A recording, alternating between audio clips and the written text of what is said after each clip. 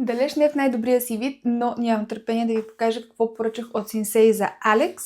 Започвам с нещо, което по принцип мисля, че е специално предвидено за кухнята и за различни. Това са 4 еднакви контейнерчета за съхранение, които ще редя тук едно върху друго нещата на Алексче.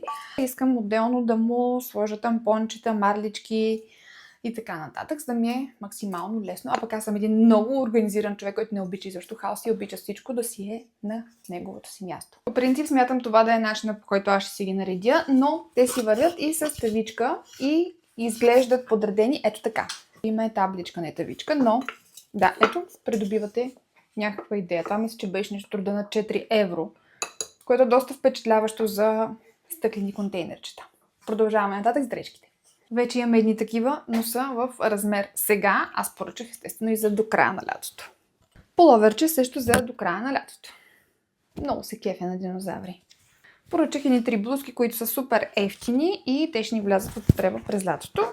Говоря за лятото, защото лятото сме на каравана, а вечерите си е доста хладно. И в чест на тати, понеже той обича карго панталоните, няма как да не поръчам 2.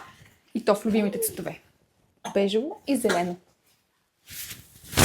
Ветровка и вътре няма подплати, така че ще е супер подходящо за лятото.